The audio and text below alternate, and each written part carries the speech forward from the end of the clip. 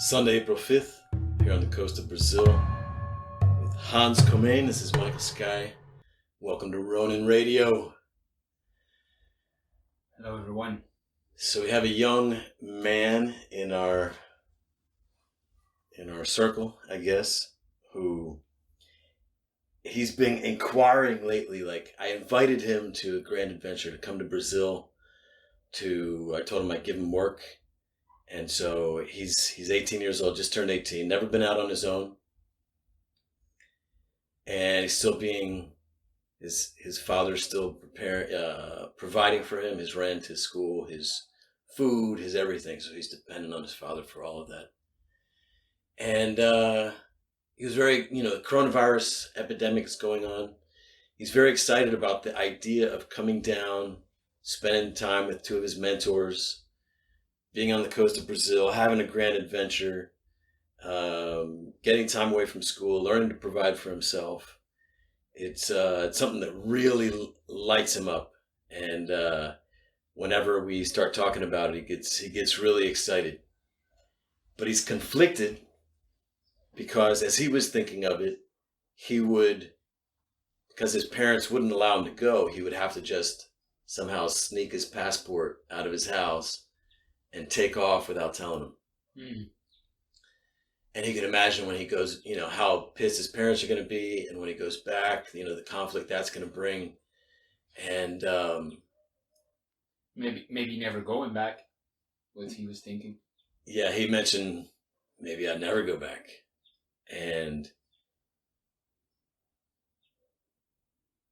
yeah, it's obviously a conflict because I'm sure I guess he loves his parents. And they've provided so much for him. And I'm sure they would feel disrespected if he just up and left without talking to him, and concerned for his safety and so on. So we got back on the phone last night, and he mentioned that he'd talked to some men he respects. And one of them said that, Anthony, you're still really young. You haven't really learned to be responsible yet. And so just running away, running from your problems, like this isn't going to do you a lot of good in the long run. You're going to have to learn responsibility. And, the angle of sometimes we have to do what we don't feel like doing is part of growing up. It's part of becoming a man.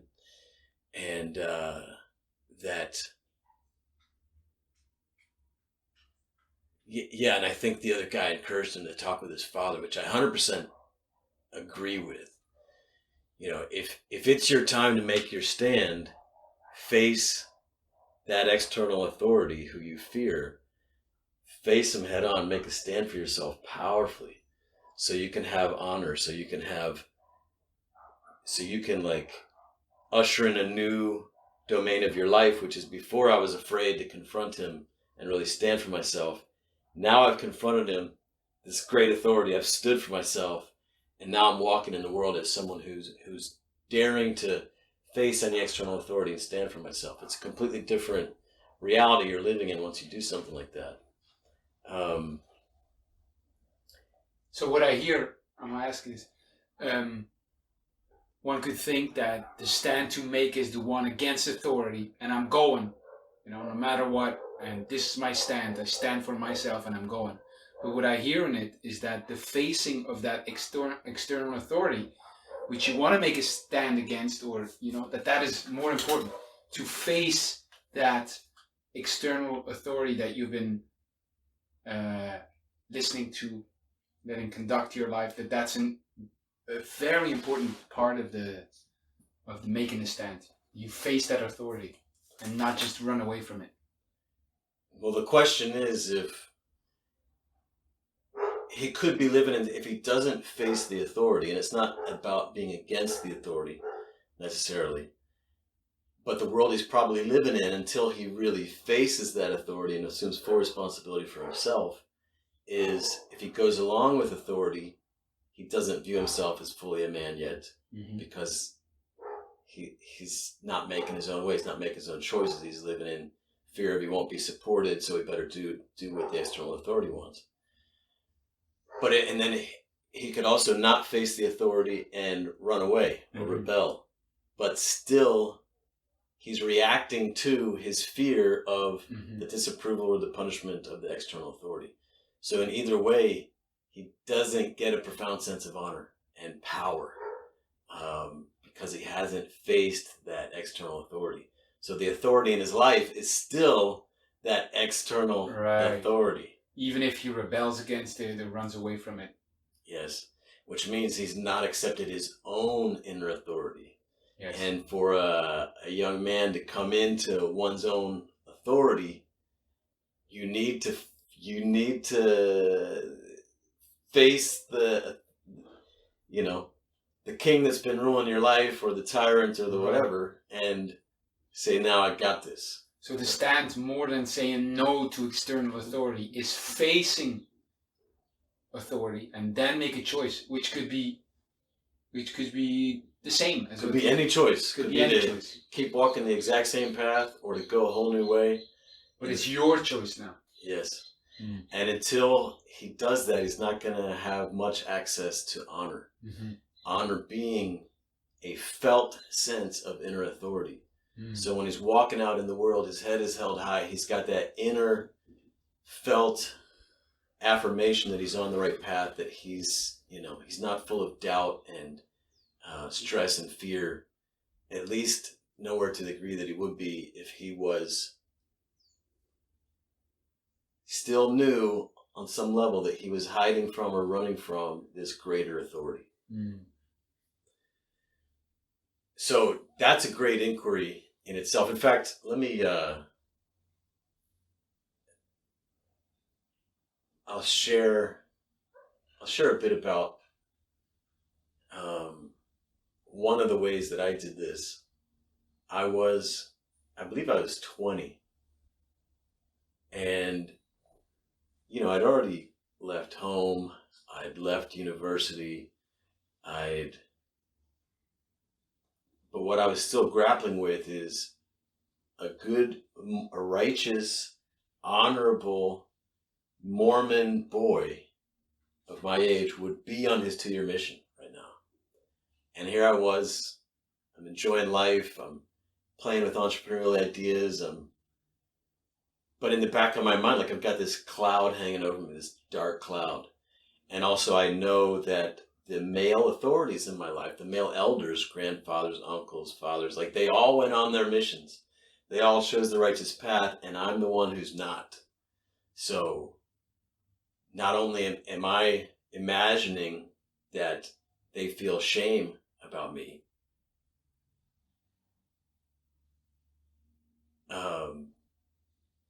I'm kind of living in that world of shame, and I don't want to face the situation head on, because if I look in the mirror, if I really face myself and become conscious, I'll feel that shame. So what I want to do is avoid that and avoid that and avoid that and avoid that. Finally, there came a kind of a crisis point. My father had come to visit me, and he said that, and this is, it's what it is an honor crisis. And it doesn't matter if you're Mormon or not. Like, this is a very real, I submit, it's a very real thing. And guys, men can suffer in this cloud of shame their entire life if they don't confront it and make their stand.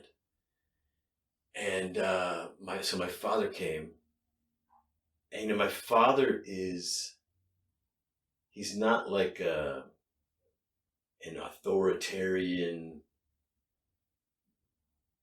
strongly judging, commanding voice, and he's much softer, and he often really gets present to that sense of honor in himself. He would call it the Spirit or the Holy Spirit, right?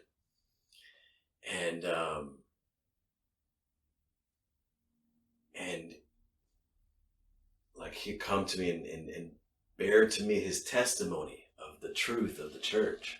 And he's feeling this because in his world, as I've now come to stand honor, in the face of whatever he might have to face to confront his son who's not following in his footsteps and walking a disobedient path, he's there standing for my eternal life.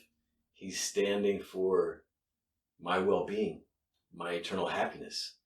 He's standing for being a witness to the truth of the church, to Heavenly Father. Like, does Heavenly Father exist? And he's like, yes, he does. He's your, so the whole, I came to understand this years later, about honor. But, and when someone's really present to feeling honor, it's like you really get there. It's not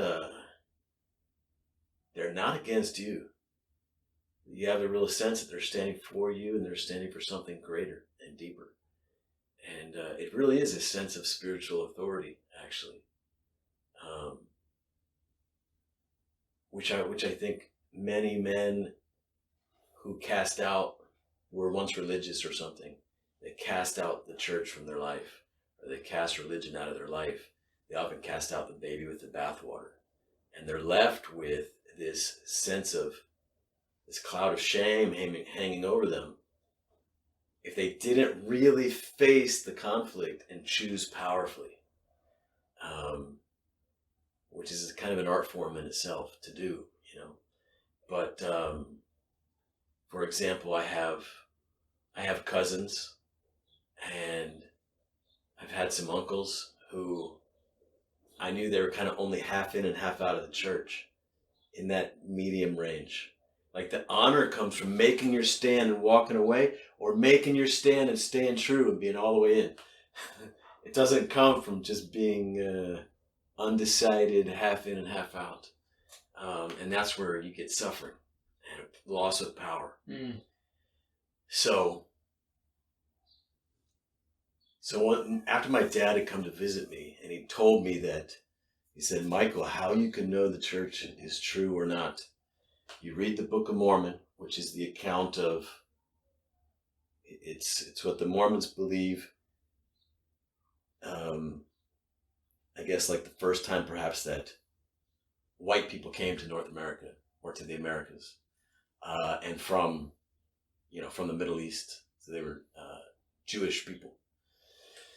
And with faith in God, and then started this whole new tribe, if you will, over here.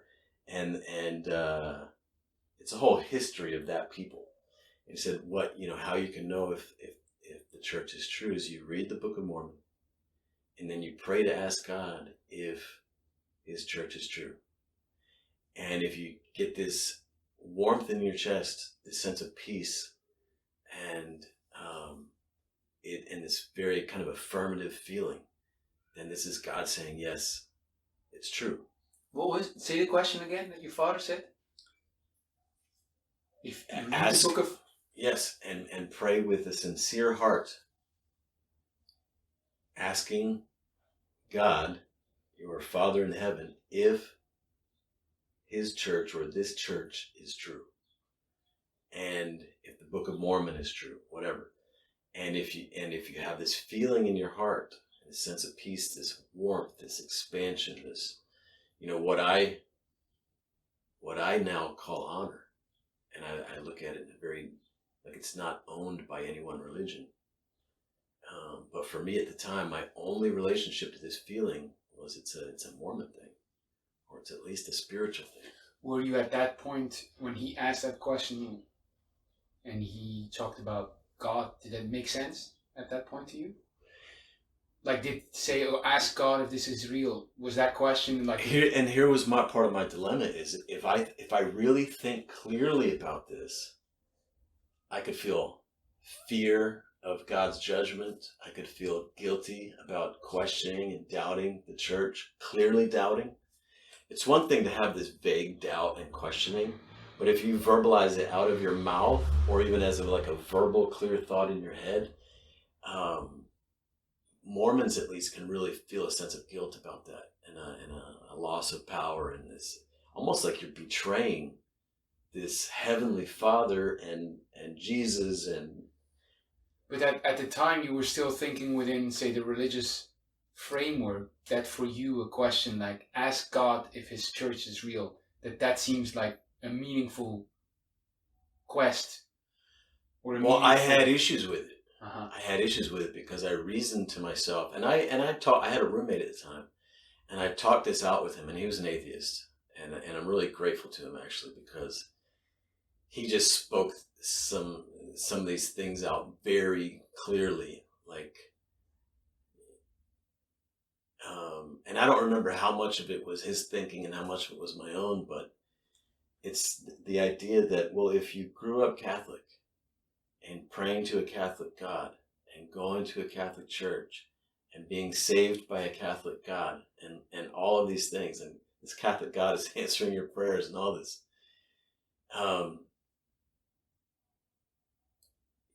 you're gonna believe that it's true.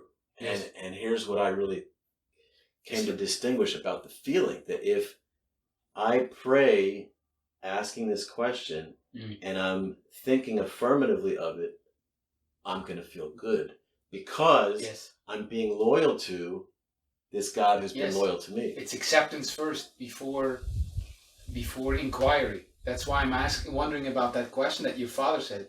Because if he would ask that to me, I would not know what to do with it. Because I am not accepting the religious framework. Yes. So that's interesting. But and if I'm praying and I'm asking that question, and I entertain some doubtful thoughts, I think about what if it's not true, or maybe it's not, or something. I'm going to start to feel quite naturally more weak. Yes. Self-doubting, a sense of guilt even.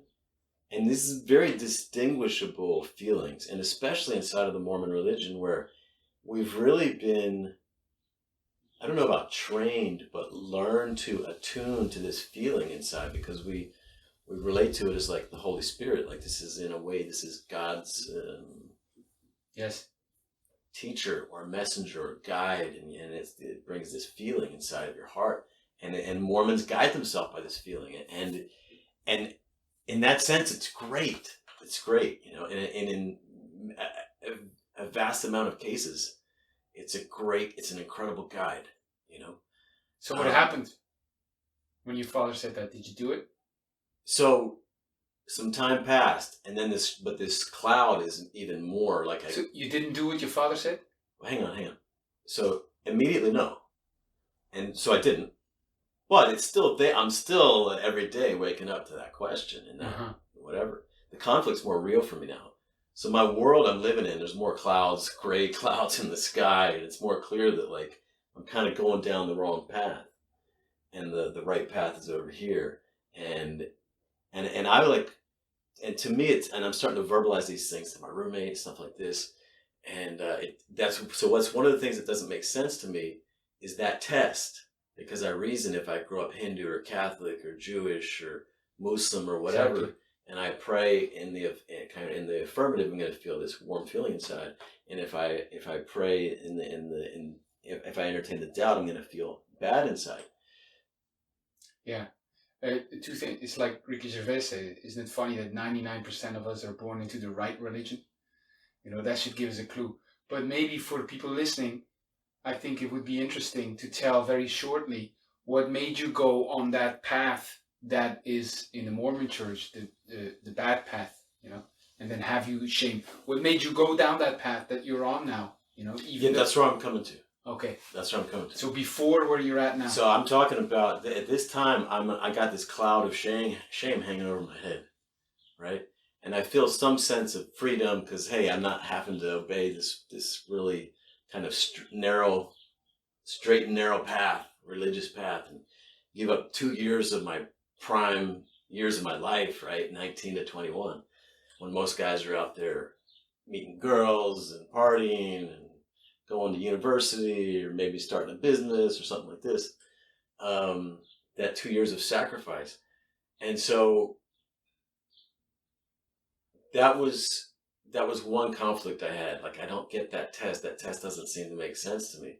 That test just seems to be a test which is going to have me stick with the Mormon path. Right. But how do you explain that a Catholic would feel different? So that was a rational thing. And so what happened is one day, And okay, so another thing that I was grappling with was this issue of consciousness. Like, we have this awareness of self that um, is difficult to understand if you've always been grown up in a religious whatever. Like Right. in the world I grew up in, God had his hand in everything. If something happens, it's God's will.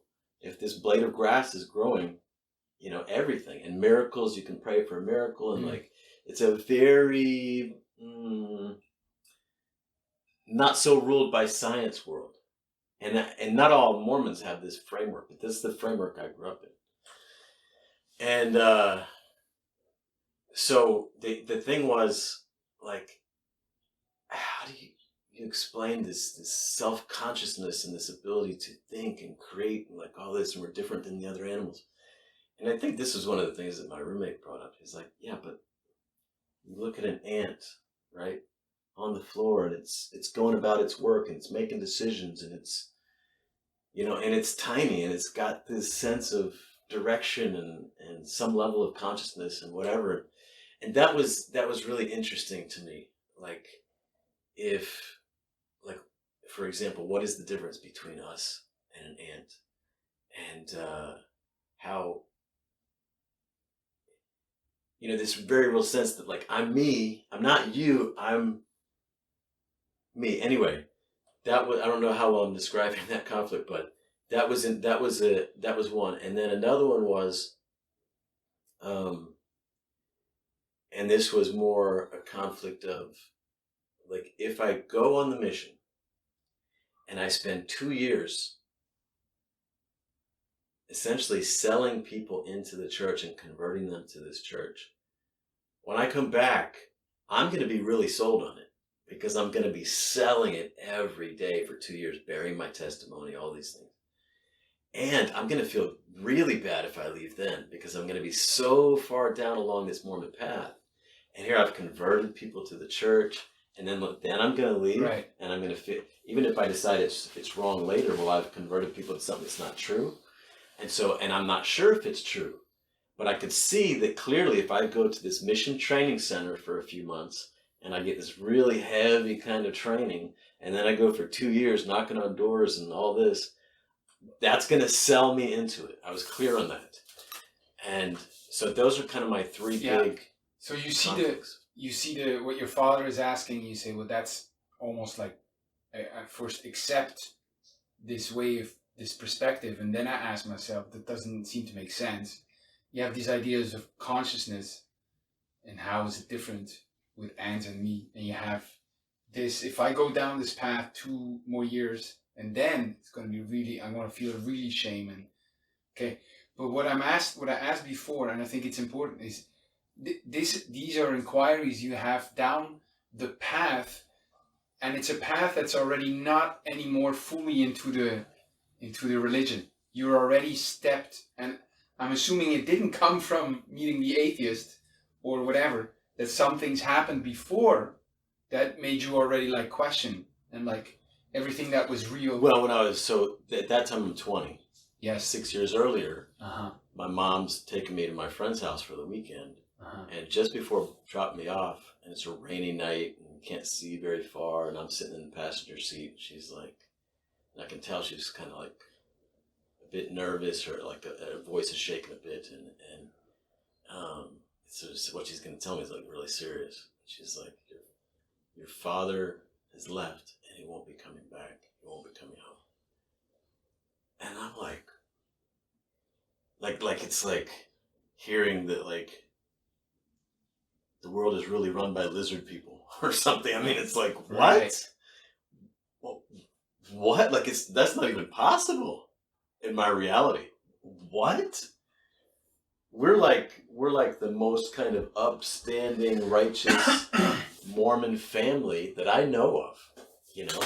We are, reading and memorizing scripture, family prayers every day, personal prayers like 3 times a day, family home evening every Monday night, 4 hours of church on Sunday, Wednesday night, like scouting stuff, and Saturday, same thing. And like, it's all the whole, everything. You're present.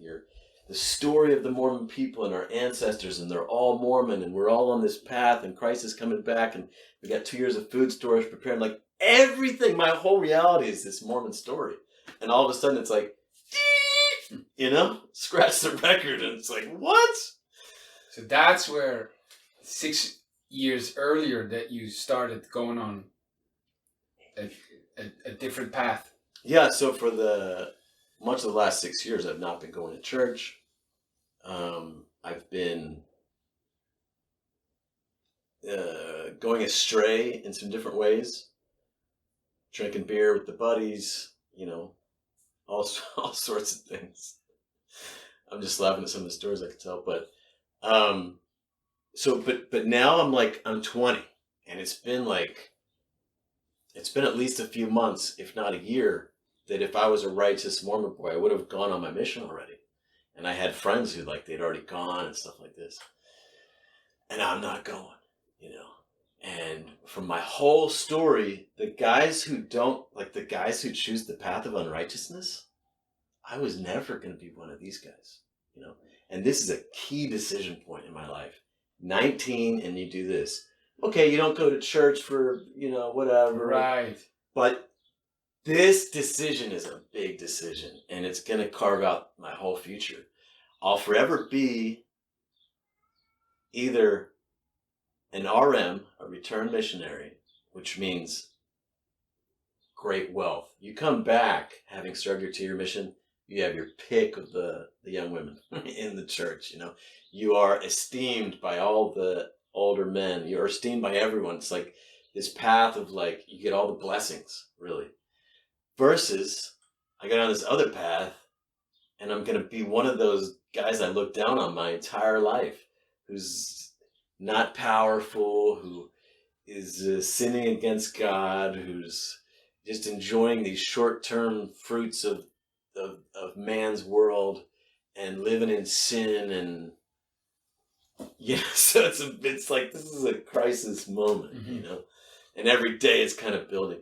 And so finally one day I realized I'm not thinking clearly, and I need to face this head on, kind of.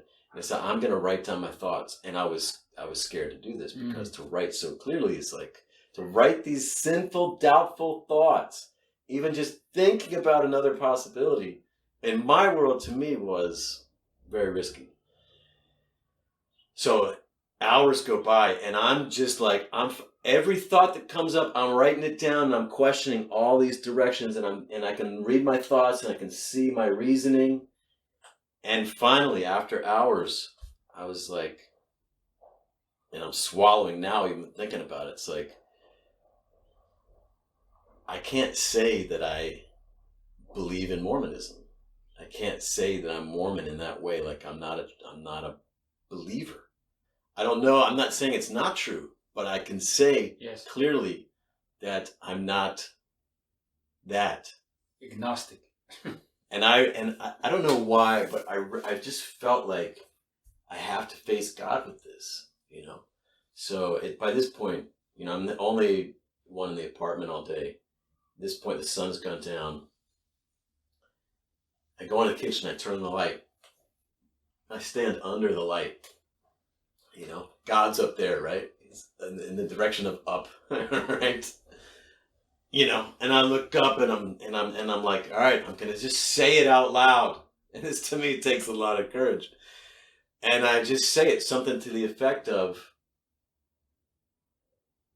knowing what I know now, or whatever, something like this.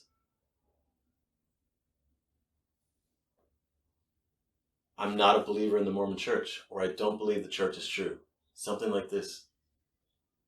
And not that I believe it's not, but just I can't say I'm Mormon. And then, this was a stand. And this is, you know my work a bit. Vision happens after the stand.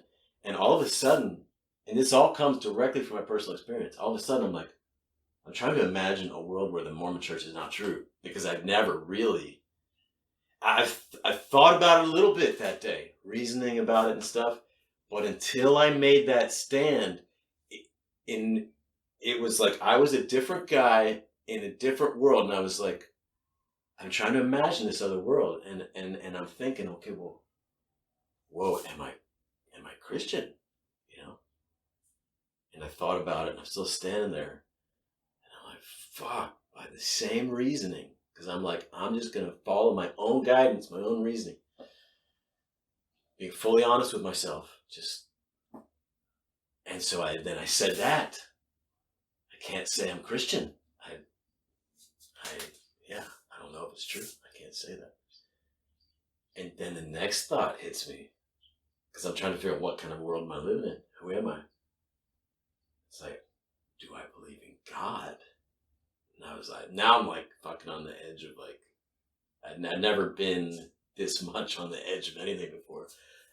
And then by the same, and I'm talking, this is funny because I'm talking to God, you know? Don't even know if he exists. I'm following the same reasoning. It's just like, I don't know. But it was a stand that I even said that to me in the face of this all-powerful, all-knowing being who can cast me away to hell for all eternity, or bring shit on my path in life, or bless me, or save me, or, you know. So, and then I'm like, I'm trying to imagine what might the world be like if God's not this all-powerful force in the world, and I'm just trying to imagine it, and I remember having this. I'm like looking out the window at this point, and I'm trying to imagine that world, and I notice I'm squinting, like I can't see out the window, and so I go and turn off the light, and then I can see, and it's like this huge metaphor for me, because I was trying to look out, but all I was seeing was a reflection of what I knew, the kitchen, the world I knew. That's all trying to look out. But I couldn't see out until I turned off the light. And I was just like, whoa. And I was like, I want to go explore this world. So I go and open the door, and I start walking down the street, and there's like no cars or anything. And the birds are still singing, and it's a little bit surprising, and it's totally beautiful, you know? I see the stars in the sky, you know? And it's like, I'm in a whole new planet, you know, and it's beautiful. And I'm imagining that there's not even a God, and I'm like, I'm in awe. I can't believe it, and it's whatever. And I come to the end of the road, and then I notice I've got that warm feeling in my heart that my dad talked about, you know. And this was a real puzzle, because it's supposed to be like if you. It's supposed to be the Holy Spirit. It's supposed to give confirmation that the church is true, and I've just questioned the church and Jesus and God himself, and I'm feeling this feeling. And so I became super curious about this, and like my life is on hold for the next several years, because I'm fascinated by, well, if the Mormon church isn't true, then what is? What is the truth, and what is my mission if it's not this very clear Mormon mission? And this becomes like an amazing journey that I go on.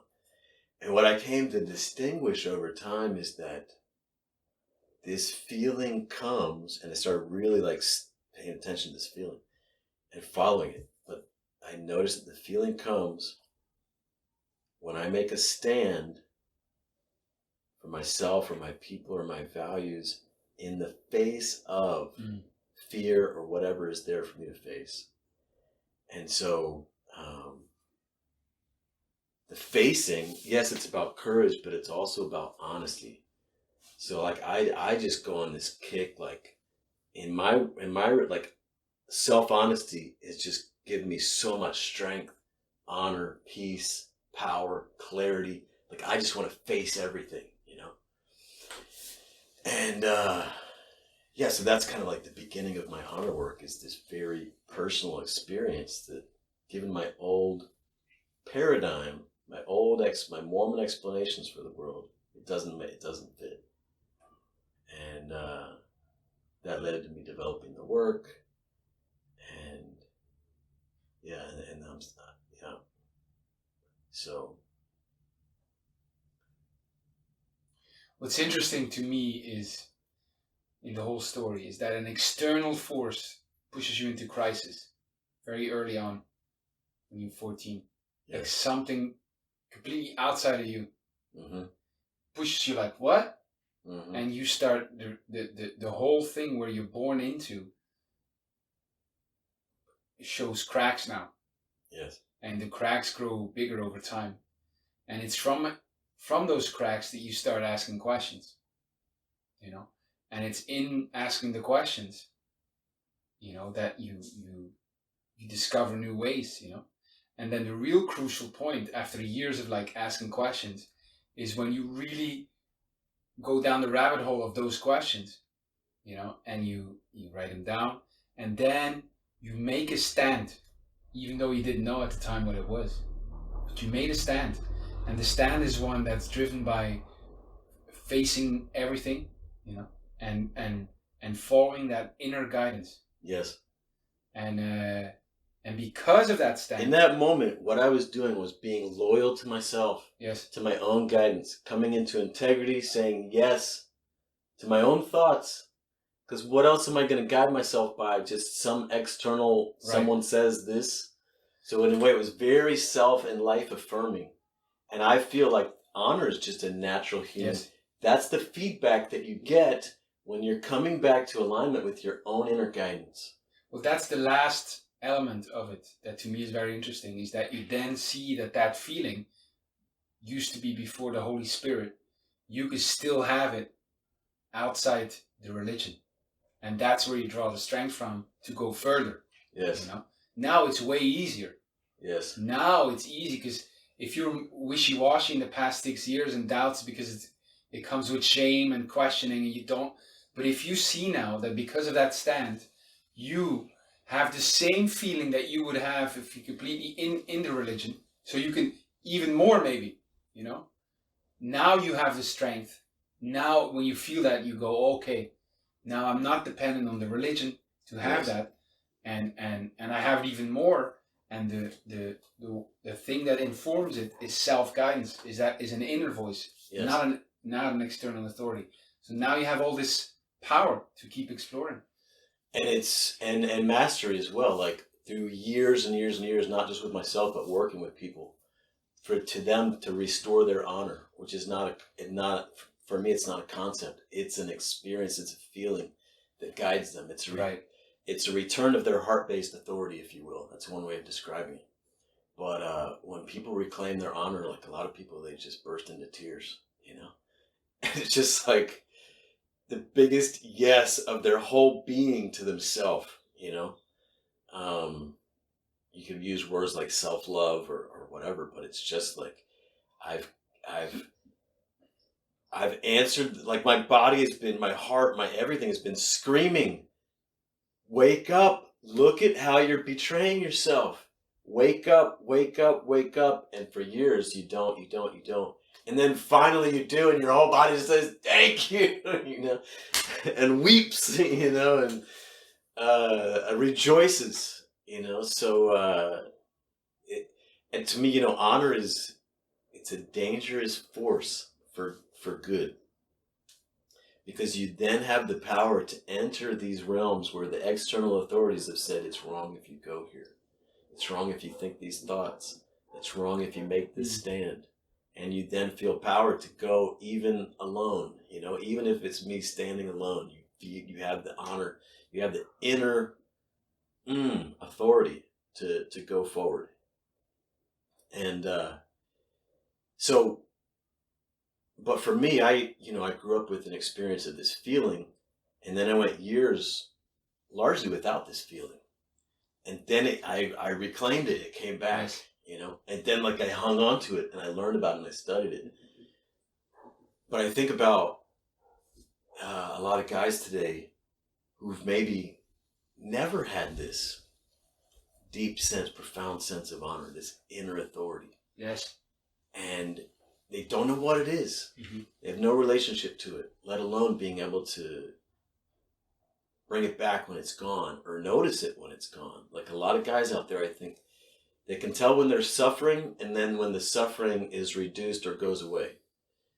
And that's what they're trying to do, is they're trying to let me just get back to not suffering, right? Or to what you could call happiness, which is I'm in a state of mind where everything's going good. I have a good life, but you might not have honor. And it's a whole next level of good feeling, inner yes, inner authority, power, clarity. Is the challenge then this, that, for example, that you needed an external force to start having cracks, and break free, and it took another 6 years for you to be discovering the power of, say, honor? And just to be clear, for those years, I was not discovering. I was not facing the question. Exactly. I was kind of just, I kind of have license now to run around and do whatever the hell I want. Things that might have been sinful behavior before, or not righteous behavior, whatever. I was kind of just enjoying being free. Let me not think about that. But then it was this crisis moment when like all my life, I've been thinking I'm going on a mission. Maybe I'll have some years of running around, but like, I know what a good son of God does. Goes on a mission, makes this grand sacrifice for his people, or for God, or for the church. And so let's come back to this young man that we were talking about as we began this call, Tony, and which is not his real name, but we'll call him Tony. So he hears me invite him to adventure in Brazil, and he's so excited, so lit up by it, Yeah, and I can just go be free, but like he's conflicted about this, what might happen with his relationship with his parents. And some of him still wants to go anyway. I'll just be free of it. Maybe I'll never go back, which is kind of like a running away. And I entirely agree with this guy that he talked to, that he respects, who said, you'll just be running away unless you face your father. And my version of this, that's the way to do it. You face, like I faced God, go on that adventure, go wholeheartedly, which means go with honor. And so, and to do that, I'm not saying that he would have to face his father, but if he does, there's much more honor that he can go with. And, but if he's never had this experience of inner authority for himself, which he might not, because in his world, if he's grown up with its external authorities guiding my life this whole time, honor only comes when you see yourself at choice and you're clear, I am facing it all and I'm making a stand, I'm taking full responsibility. That's where the honor comes from. And that's in my experience, a lot of guys, they even have, when I ask, how are you feeling? They have no training in it. Yes. I don't know. Yes. So don't even know what they're feeling. They don't know what they're feeling, let alone that they can describe honor. Yes. Or this inner. And even more fucked up about their situation is, they don't have a word for it. Like, we don't have a word for it in English. Honor is not used. Very rarely, on occasion, you can find someone describing what they feel as honor, but you really have to search. We just don't use it like that. I've been using it like that the past 20 years, and so there's definitely some amount of people out there using it like that and spreading it a bit. But so the Eskimos, I was told, have like, I don't know, something like 20 or 80, some big number of words for snow to distinguish this kind from this kind. And it's important to know what kind you're about to walk on, of life or death, or to be able to guide yourself in that reality. The Greeks had 7 for love, So we don't have a... And to not be able to name honor. And I can show tons of clips, all kinds of people, and they're trying to put words on this feeling. And it's very clear to me the feeling that they're talking about. If Jordan Peterson's one of them, you can see him in tears and he's feeling honor. Like, I know what it is. And it's interesting, like a lot of guys, especially, I think even more than women, a lot of times, they'll see someone in tears and they'll instantly project onto them as weakness, as, he's feeling like a victim. He's just emoting sadness and powerlessness, and whatever. But I think the most powerful feeling that you can feel in the world is honor. And it's so overwhelming, it also brings the tears. Beauty is one too, man. I'm telling you. Well, yeah. I told you earlier this morning too, this may be a side note, but in Dutch and in German I've seen it too.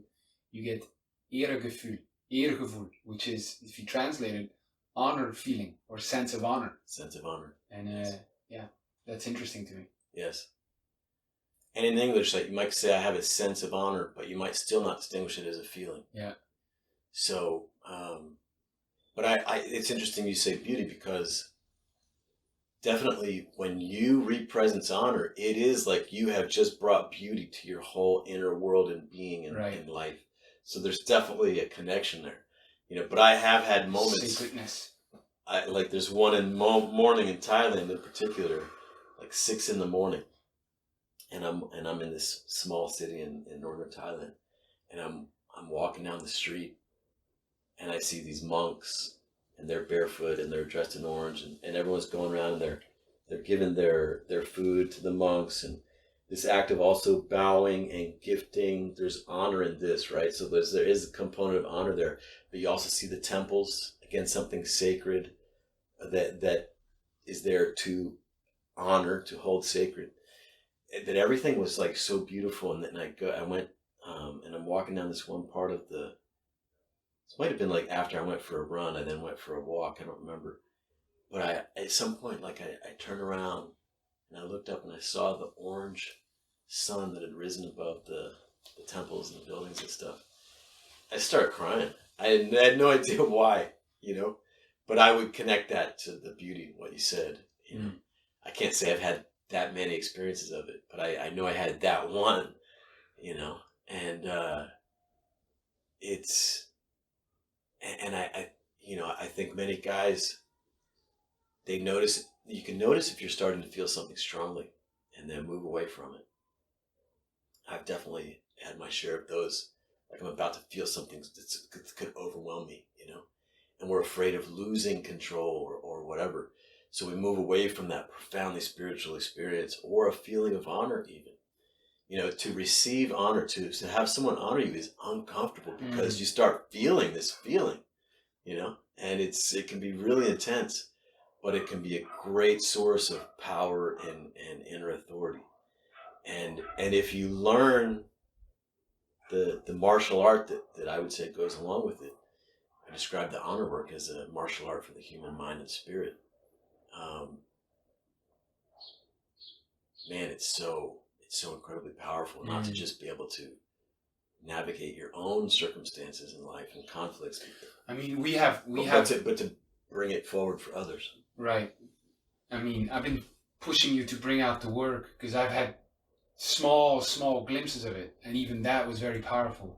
I remember the moment in making a stand that I see how important it is for me to be able to provide for the women in my life, and I never thought of it. You know, like, wow, you know, I really have a profound sense of that. Or when you help me get past my judgment of Zan and honor him, you know, just a moment to see it and feel that is so, yeah, it's overwhelming and invigorating. Yeah. And it's very, very strong force, you know. And when you don't have the honor, it's kind of like you can't see a way forward. No. And it's as if your soul is looking for a way forward, a way with honor, a pathway with honor and peace. It's because you know you're suffering, you want to get out, and it's, you know, so the war, the battles are very much an inner thing. And for coming back to this young man, let's call him Tony. You know, you and I were talking the other day on some podcasts that we did, and we were quoting a guy who had a quote about this, that what every man needs and longs for is a beauty to rescue, a war to fight, or a battle to fight, and an adventure to live. And then there's another quote that kind of goes along with it, and it's like, and warriors to fight alongside you and have your back. And this like so relates to my whole reality of what, you know, how I kind of built the honor work out. But I think it's just, these are needs. Yes. These are very spiritual, deep needs. Yes. Once we have food and shelter. You know? Yes.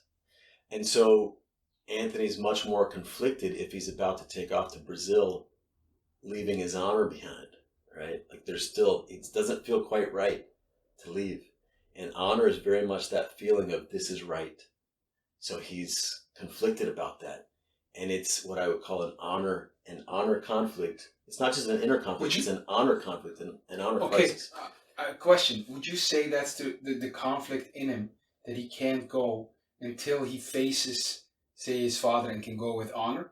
Or is he, and maybe it's both, or is he feeling the pull of comfort and image, the society's pull into what's normal to do, and he's making excuses not to answer the call of honor? Well, if he has no relationship to honor in the first place, it might not even occur to him that that's what's at risk here. Right. And so he might simply be looking to do what he wants to do and preserve his image and comfort while doing it, right? But if he does it like that, he won't gain his honor. So this is something that my inner conflict diagram really illuminates. And so you get it makes, because a lot of our choices are unconscious. For 6 years between when my dad left home and almost immediately I started going out with my buddies and drinking and whatever, to that point when I'm 20, I'm making all these choices in my life, and I'm not thinking of them that clearly. In fact, it's almost like I just want to do stuff and not think about it, right?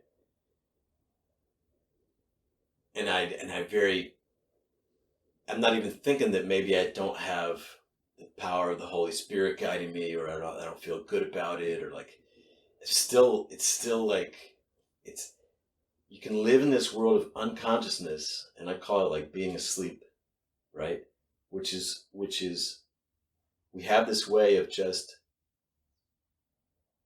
we have this inner conflict between, say, here's this one value that I have, or I feel is right, and here's this other one. They're opposed to each other, and we have this way of settling that unconsciously and automatically that gets us back to comfort, but again and again and again steals our honor, depletes our honor and our power, our inner authority, and we might not even be awake to it, probably don't even realize it. And so part of the challenge is if guys haven't experienced having this authority, they don't even know what's being given up. They don't even know what's being so lost. they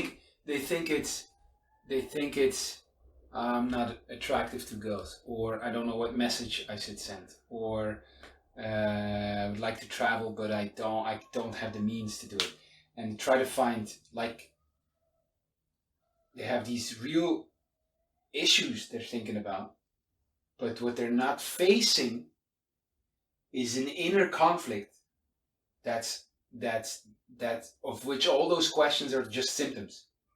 Is that a good way of saying it? And the inner conflict is actually what is guiding them. What's guiding them is to be conflicted inside of our consciousness, is to have stress, because it's like you're divided against yourself. This or this. Am I the guy that said I would run in the morning yesterday, or the guy that feels like sleeping today? And that is stressful, to be divided against yourself. And the more that you entertain it, go back and forth, the more stressful it gets.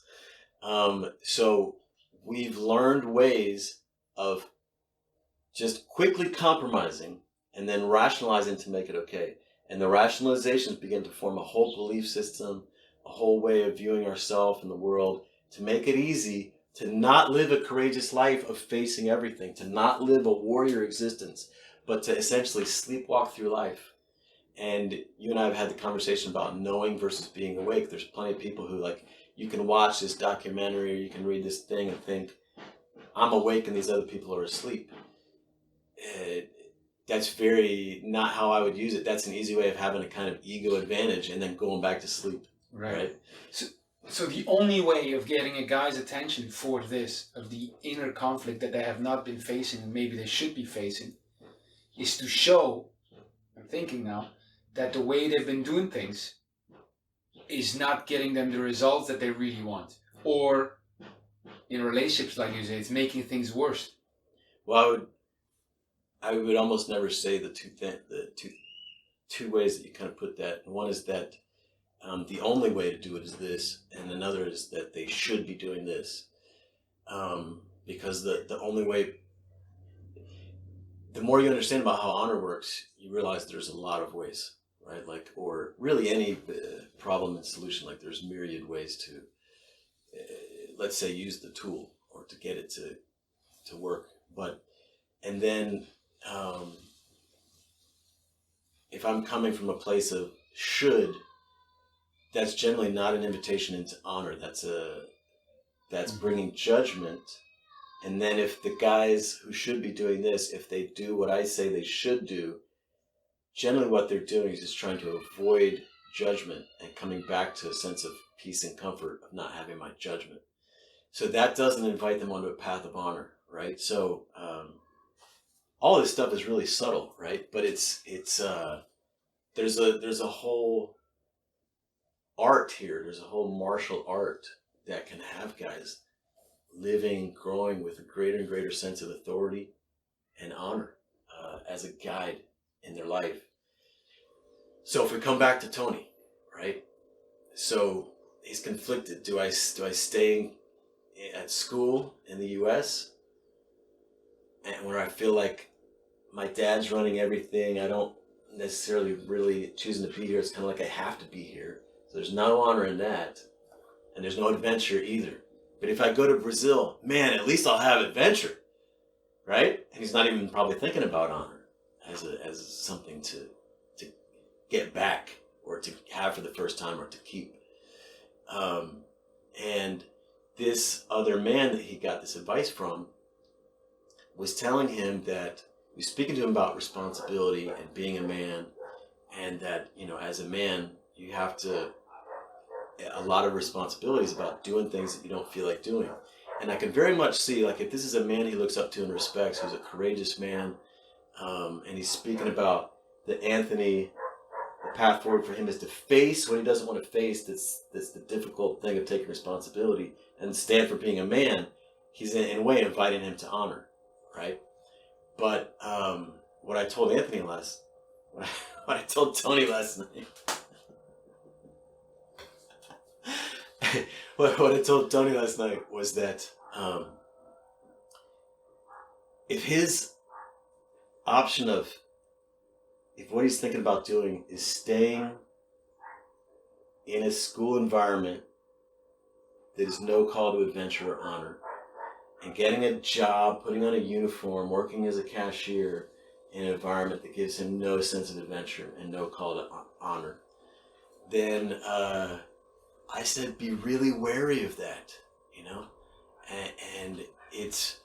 and I say that it's the elders' responsibility to give the young men a call to both honor and adventure as a beautiful invitation into responsibility, not a sense of you should also become a slave to this honorless and adventureless society or system like I did. Can you see how alive I'm not? Well, this is what you should do. It's like, can you see how alive I'm not? Well, this is what you should do.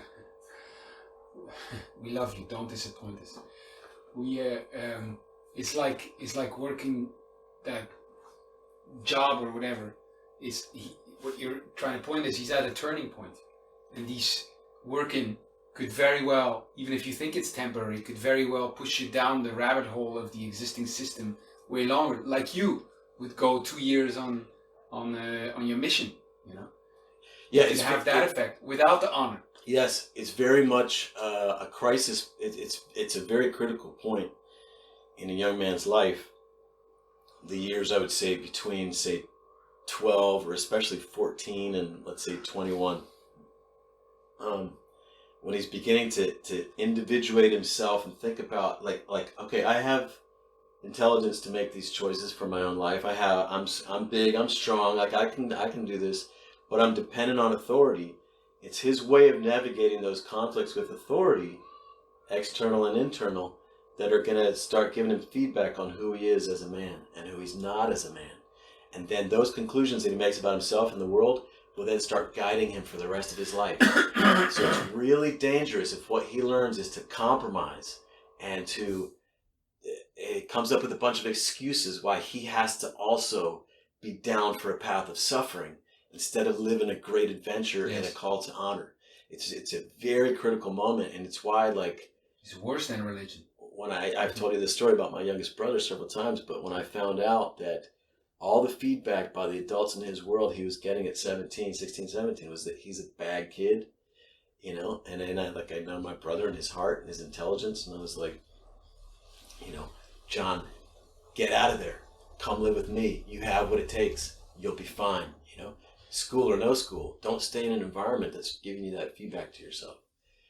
And then I gave him a call to adventure, which is entrepreneurship, you know, in a very beautiful, glorious, empowering way, and to honor as well. Like, it's a great challenge, you know, to face this and stand for being this, you know.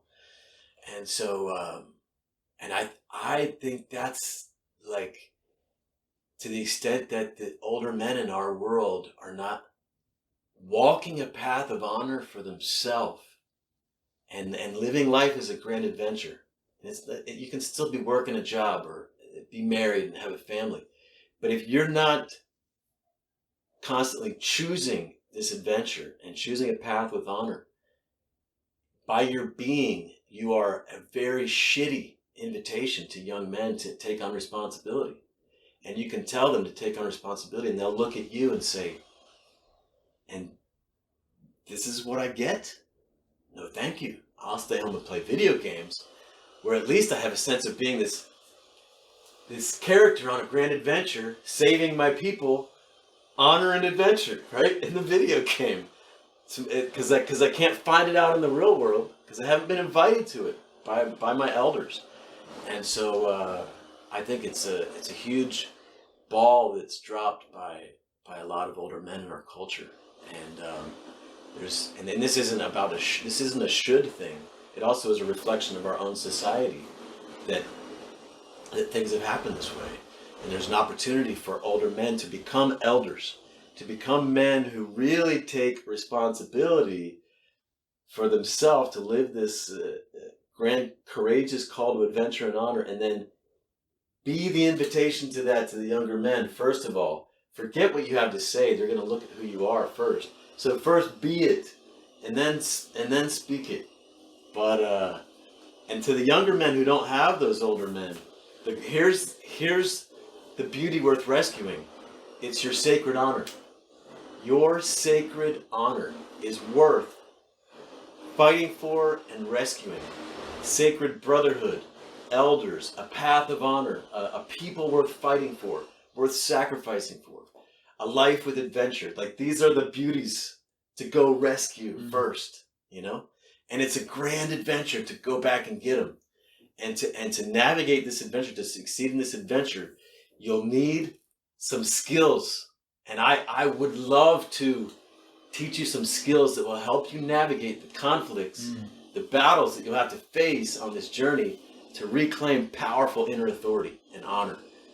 Brotherhood, elders, be a hero for your people. Adventure. All of this. Real romance. Yes, yes, all of that. So this is what I'm offering with my Ronin work. I'm not sure what I'm going to call it, or the websites or whatever. I'm thinking of like Ronin Dojo, Ronin Academy, these sorts of things. But as a matter of like,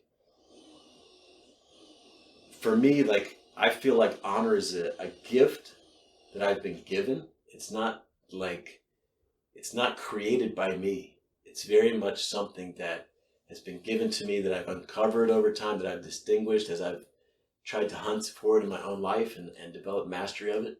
You find technologies to tap into it. Yes. And there are others as well, like, you know, there's very much these things I'm speaking to honor, brotherhood, whatever, inside of like a religion that really calls to you. And they might have different names for some of these things.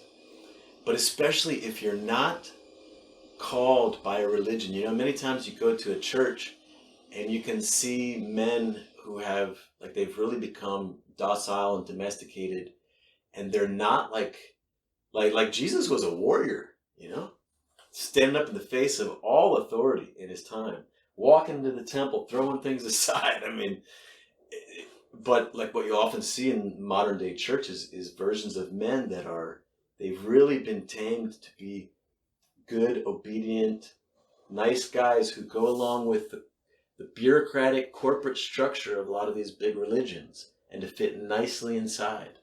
And to not dare to tap so deeply into their own inner authority that they might come in conflict with even the religious authorities.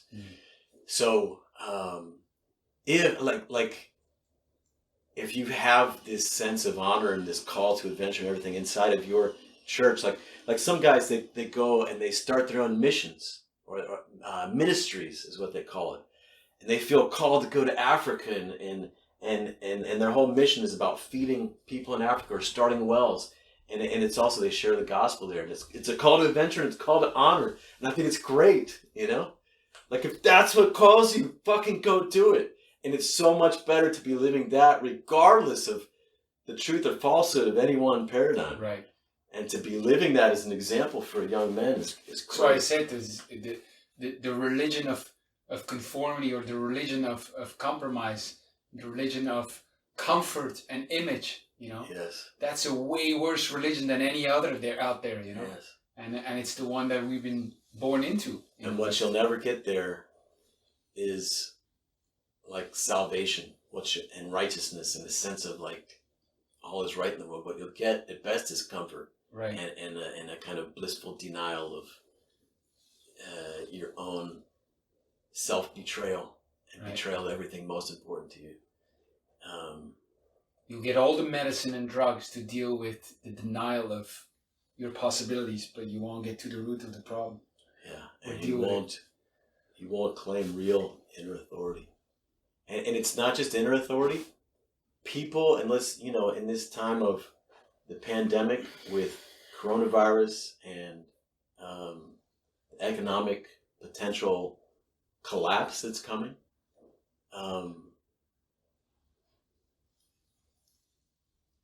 people tend not to trust those who don't have a really strong sense of self-trust, of inner authority. And having honor and this surety in your stand in your path is a great way to be trusted by others and become a leader and lead your people, even and especially if that's like through service. But so it's a grand invitation to men, and not just, and I invite the older men as well.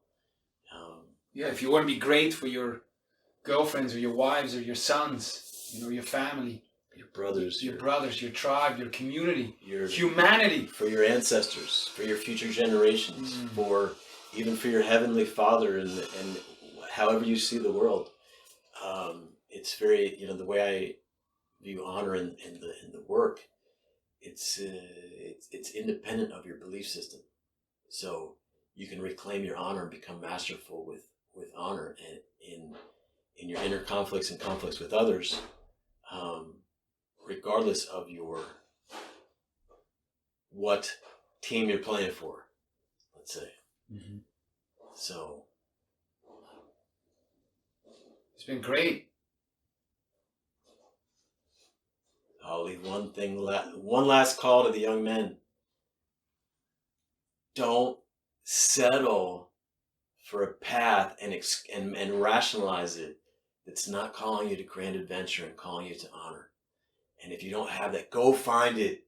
Go find an older man or a tribe or a group that gives you the invitation that speaks to your soul, a call to adventure and a call to honor. Start there, because once you have that inner, like, yes, I'm in alignment, I'm doing my part as a man, that's when you can really grow And you may choose a different path in the future or whatever, but I would say start there.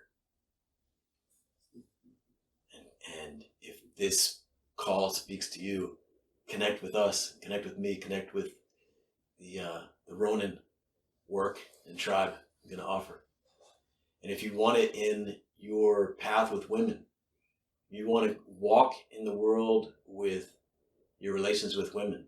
And I know for myself, like when I left the church, everything having to do with shame and nudity and like dating, everything was kind of shameful. I had no path of honor in the world of women.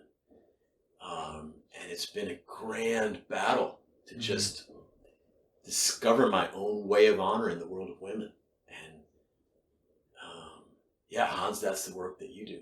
And that's also work we do together. And it's that too itself is an invitation to grand adventure, you know. Whatever it is that you're looking for, a wife, a great girlfriend, to go travel and explore, date beautiful women in foreign lands, you know, whatever it is, you can go on that journey with honor, and the women will love you for it if you can bring honor to your interactions. So yeah, that's also an invitation. And Hans, they can find you at hanscomain.com. Yes. These are our words.